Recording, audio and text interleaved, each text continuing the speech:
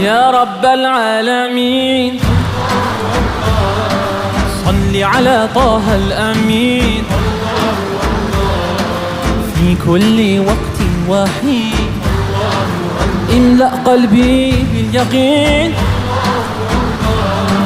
ثبتني على هذا الدين الله الله واغفر لي والمؤمنين حسبي ربي جل الله ما في قلبي غير الله